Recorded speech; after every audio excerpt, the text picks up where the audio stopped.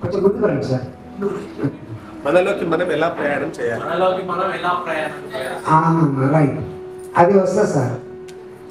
ఇప్పుడు ఏవైతే ఇప్పుడు మనం దోషాలు అని మాట్లాడుకున్నామో, విక్షేప దోషం అనేది ఒకటి ఉన్నది చూసిందా?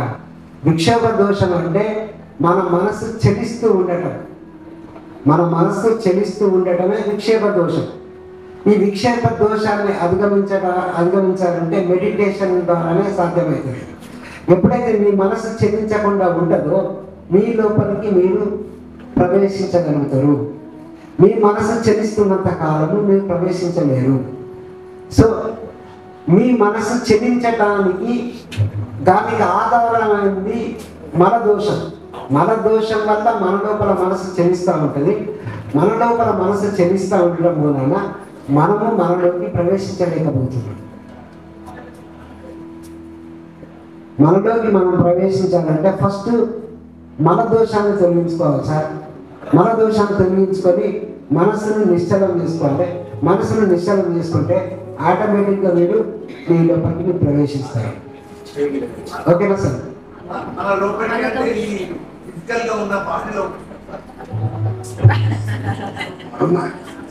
లేదా మంచి క్వశ్చన్ అది.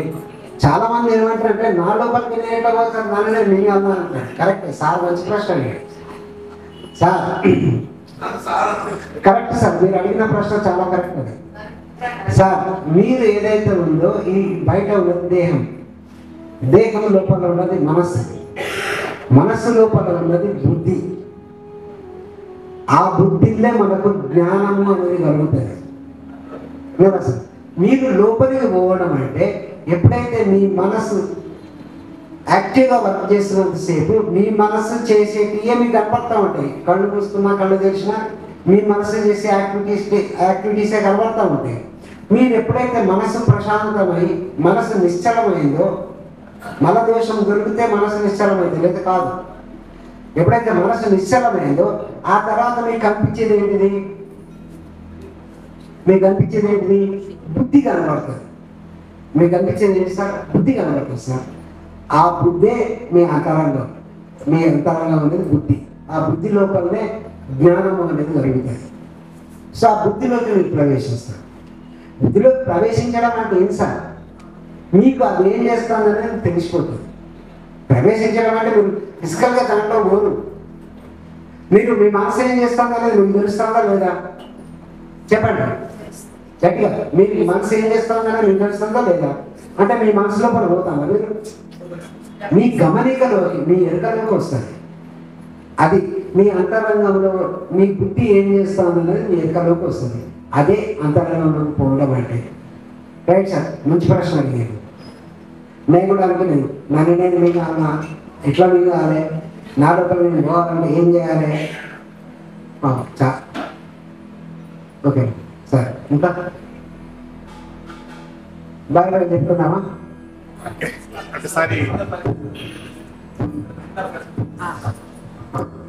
బాధ అయితే మనకైతే వాళ్ళకి మనకు సంబంధం ఉంటుంది కాబట్టి వాళ్ళ బాధ అయితే మనకైతే మనది కాకపోతే మంచి ప్రశ్న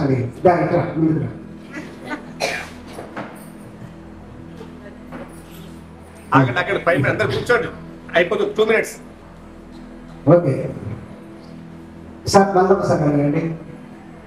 మనకు సంబంధించినటువంటి మన పిల్లలే కావచ్చు, లేకుంటే మన బంధువులే కావచ్చు, లేకపోతే మనకు తెలిసినటువంటి మిత్రులే కావచ్చు, వాళ్ళకు బాగా కలిగినప్పుడు మనకు కూడా కలుగుతుంది. అంటే అది బాగా కలిగితే మనకి ఊరుకోవడానికి లేదు కదా సార్. వాళ్ళకి మనకు సంబంధం ఉంటుంది కాబట్టి మనం కూడా బాధపడతాం కదా. Right sir. ఇప్పుడు వాళ్ళ కలుగుతోంది బాధ అనేది అది వేరు.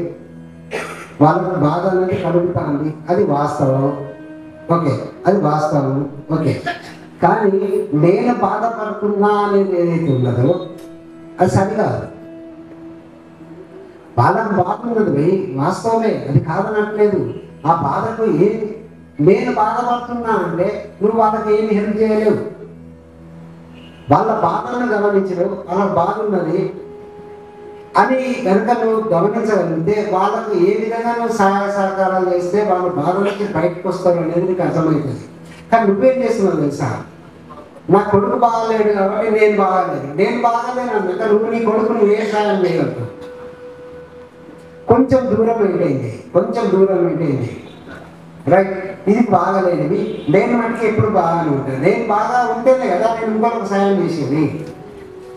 నేను బాగుంటేనే కదా సార్ నా కొడుకైనా నా చిన్న పొందకైనా ఎవరికైనా నేను సాయం చేసేది. నేను బాగాలేను అనుకొని చెప్పి నేను పడుకుంటే ఏం హెల్ప్ చేస్తాం? దానివల్ల వాళ్ళకి హెల్ప్ చేసే సంగతి దేవుడు. నేను బాగా గురవుతున్నాను కదా, నేను బాగా గురవుతున్నాను. మిమ్మల్ని సాయం చేయొద్దని ఎవరు చెప్పట్లేదు. వాళ్ళ బాధల్ని నా బాధలు అనుకొని నీ మీద ఆరోపించకూడదండి అంటున్నాను. ఆ బాధల్ని నా బాధలుగా నేను ఆరోపించుకుంటే దానివల్ల నాకు దుఃఖము, నేను వాళ్ళకి ఏమి సాయం చేయలేని స్థితిలో ఉంటాను. ఇది అర్థం చేస్తుంది.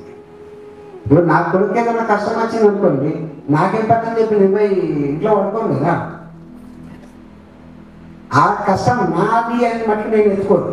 నేను ఎత్తుకోనప్పుడే నేను వాళ్ళకి ఏమైనా హెల్ప్ చేయగలుగుతాను. అదే ప్రశ్న జవాబు. మీరు ఇప్పుడు కర్మ సిద్ధాంతం వల్లే పిల్లవాడికి బాధ కలిగింది. కర్మ సిద్ధాంతం తల్లిదండ్రులు పాత్రదార్థం కూడా కర్మ వల్లనే పిల్లవాడు వచ్చేది. ఉన్నప్పుడు కర్మ సిద్ధాంతం వాడికే పేరెంట్ కర్మ సిద్ధాంతం ప్రకారం సార్ పేరెంట్కి ఆ పిల్లవాడికి ఉన్న కర్మ సంబంధం ప్రకారమే వాడి పిల్లగాడికి వచ్చింది, కొడుకుగా వచ్చింది. అంతవరకు తల్లిదండ్రులతో సంబంధం. ఆ తర్వాత వాని జీవితం వాడి, వాని కర్మలు, వాని యాక్షన్స్, వాని లైఫ్ ప్లాన్, వాని లైఫ్ డిజైన్ ప్రకారం వాడు ఉంటాడు.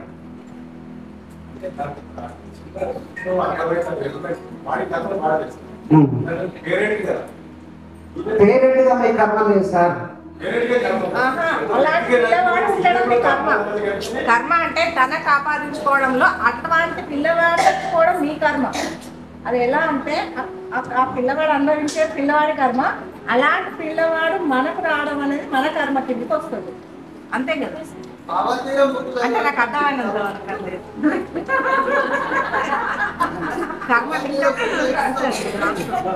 ఇది sorry out of my control అయింది. నేను కూడా అయ్యో ఏమైనా పడిపోతుందా, నాకు అసంతృప్తి అనేది కలుగుతా. ఇప్పుడు మీ ప్రశ్న ఏదో మీ క్లారిటీ వచ్చింది కదా సార్? వచ్చిందా రాలేదా? వస్తే సంతోషం, లేకపోతే ముందుకు రండి. Vijayalakshmi madam please. ఎవరికి ఇష్టం ఉంటే వాళ్ళబ్బా.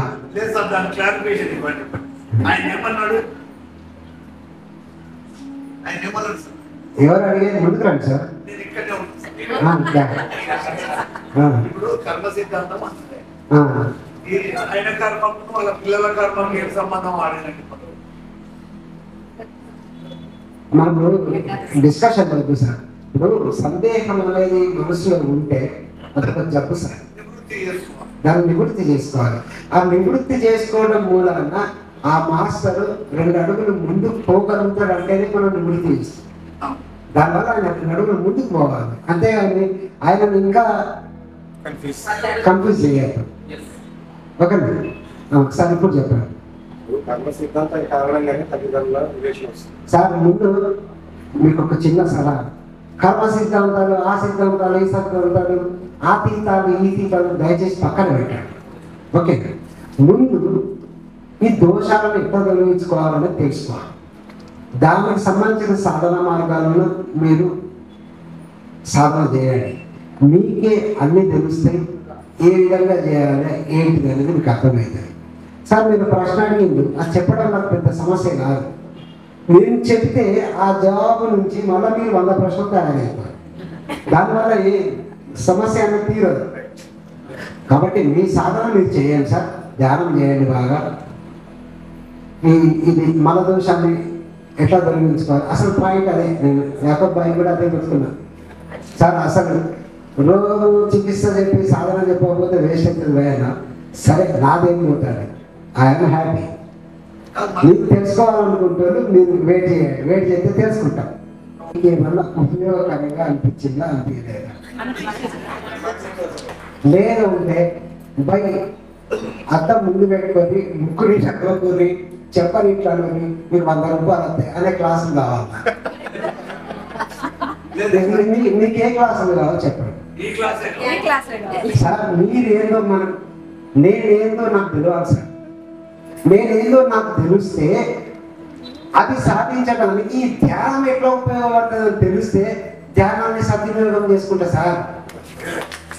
అసలు ఫస్ట్ సార్ ఇంకోసారి క్లాస్ పెట్టినప్పుడు అసలు ఆత్మ అనేది ఈ సంసారంలోకి ఎందుకు పడ్డది ఆ సార్ ప్రశ్న జవాబు దొరుకుతుంది. ఇదంతా నొలులేని సార్, ఈ గుండెలేని సార్, ఈ కొడుకులేంది, పెళ్ళలేంది, పిల్లలేంది, ఏడుపులేదు, తూట్లేదు.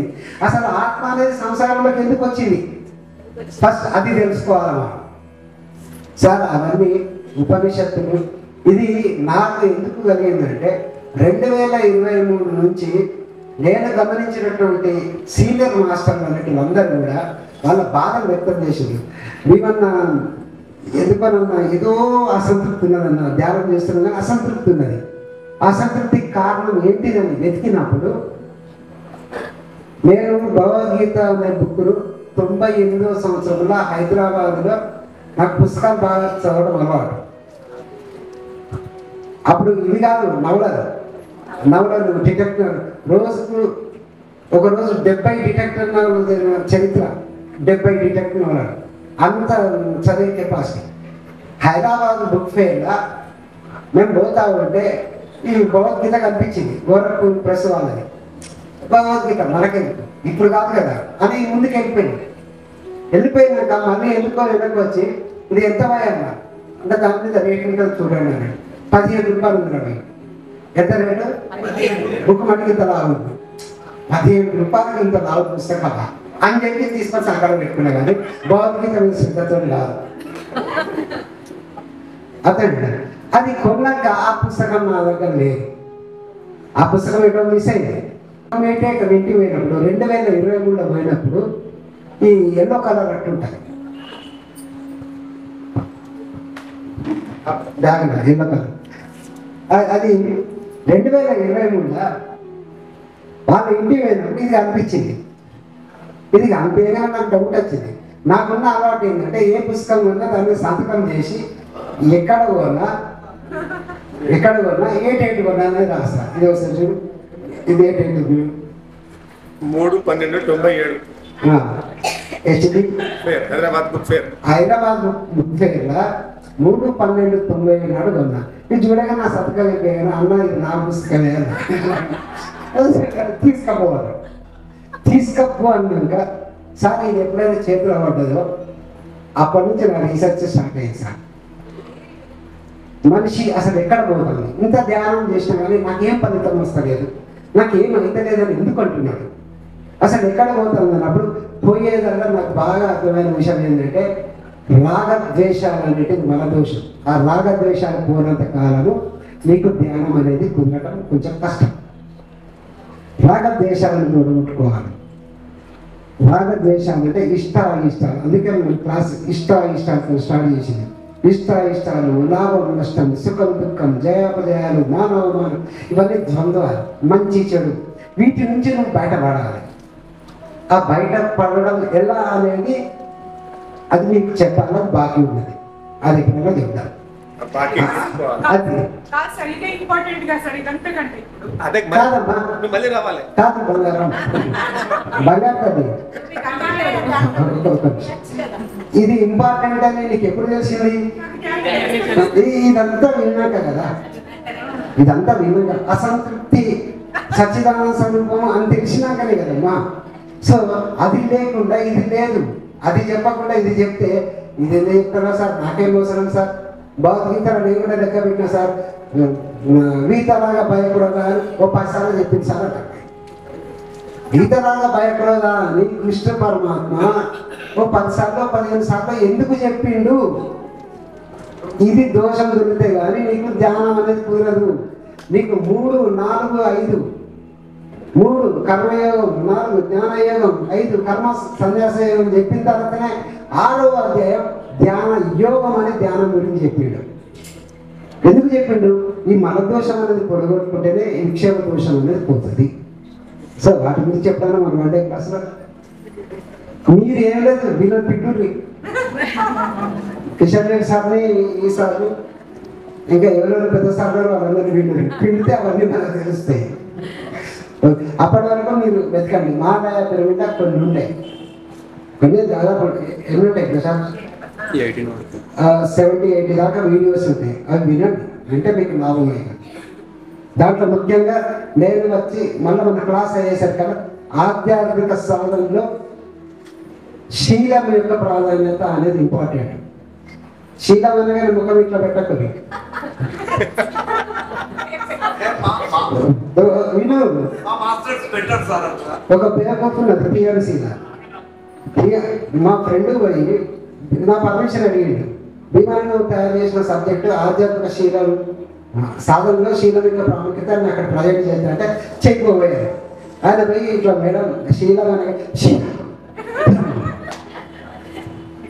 కర్మ ఇటువంటి రోజు ధ్యానులు అయితే ఏం లాభం? సో ఫ్రెండ్స్, సో అది వినలేదు, అది మనకు లాభం లేదు. Okay friends, actually